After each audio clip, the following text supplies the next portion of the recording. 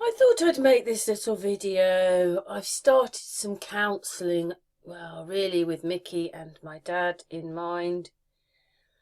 And it was a bit strange the first time I did it because obviously Mickey goes round my head all the time. I still love him very much. And but I don't talk about him quite the same anymore. You know, I don't go on and on about him. I might mention his name, but don't recite things.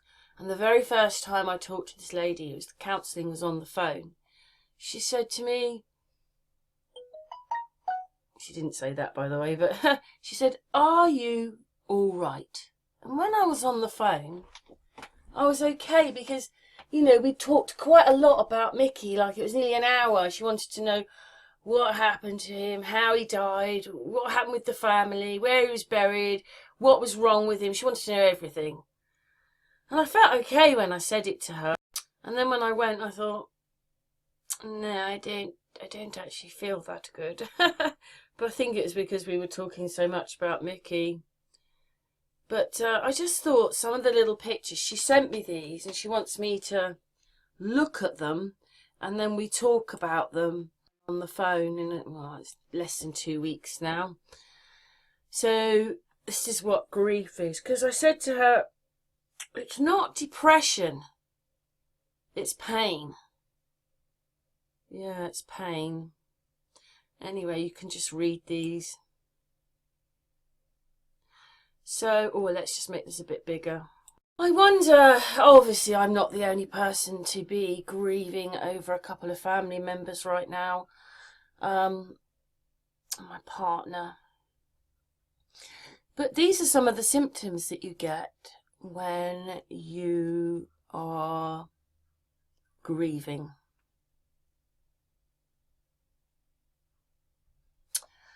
Yes, anyway, well, just you can read them. You can stop and look at any of the pictures if you want.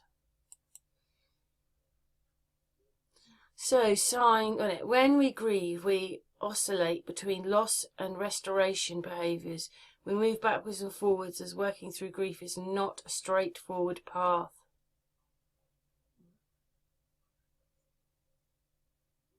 Yeah, it's like 1 step on, 2 steps back. 1 step on, 2 steps back.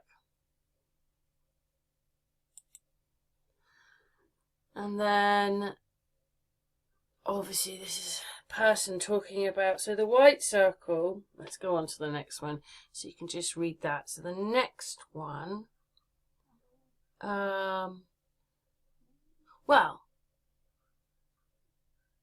that must be the next one, let's give the information, there you go. The white circle represents you, your life and everything you're experiencing. The shaded circle represents your grief. It may almost entirely be shaded at first, as it feels that your grief is entirely consuming your life, leaving no space to think about anything else. The traditional view would be that the shaded circle gets smaller as your grief shrinks over time and becomes less painful. If you hear anything, it's the dog snoring. I've woken her up, but she won't shut up. Will you, Floss? Anyway, Tonkin's theory of grief, however, suggests that your grief will stay much the same, but your life will begin to grow around it. You will have new experiences, meet new people, and begin to enjoy life. Slowly, these moments may grow more frequent, and the outer circle will grow a little bigger. I suppose that is a very good way of explaining it. When Mickey died, that's all there was this grief, and he gave me everything that I wanted. He gave me respect. He gave me love. He called me his wife, and he looked after me too, a bit. I looked after him too. It wasn't all one way, but I'm saying I've never found another man that wanted to do that for me or be with me. And the biggest thing was he wanted to be with me and couldn't wait to be with me. Yeah, and then 1 minute he's there, click, he's gone. And everything we had is now a memory, history.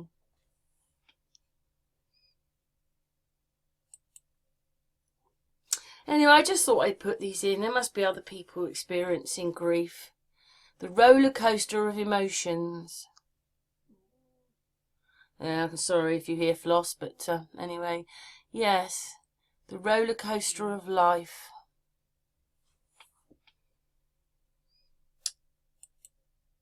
But this one's quite good. It says, imagine you are sailing in a small boat on a river of life. All of a sudden, something catastrophic happens to you and someone dies. Grief feels like your boat has fallen over the edge of the waterfall and you are suddenly plunged into the whirlpool below. The whirlpool carries you round and round, visiting the same emotions time and time again, with the occasional respite in the shallows and the risk of being cast among the rocks.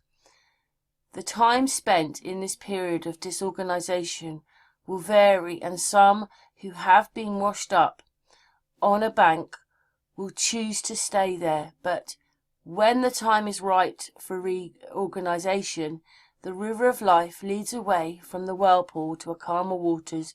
Your boat is patched up and you will sail off to a new river.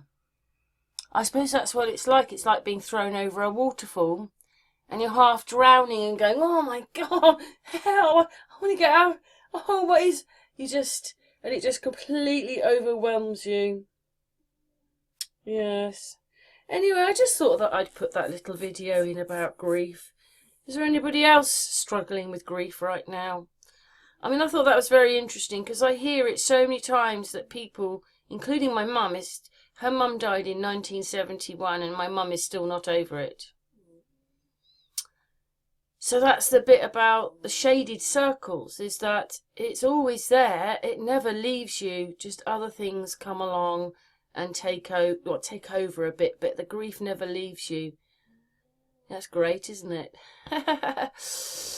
Got to struggle with these things for the rest of your life now. But I just thought I'd put those little pictures in, because obviously this lady wants me to talk about it next time.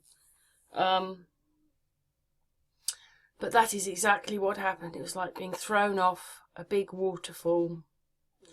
Anyway, my beautiful Mickey. I'll tell you what, I'm going to show you what his sister has put on his grave. I think it's quite sweet. It says, Michael, you never said I'm leaving. You never said goodbye. You were gone before I knew it, and only God knows why. Love, Sister Anne. Yeah. So she's put that on his grave, and it's a little bed. It's a little like bench outside Mickey's front door. He had a little bench. He must have sat on there with his sister and reminisced away about flat Earth. But that's what's been put on his grave by his sister. Oh, anyway, I'm hoping to go sometime soon to his grave with a few of his friends and his sister. Yeah. Anyway, thanks for listening to this video. Maybe it's helped you a little bit.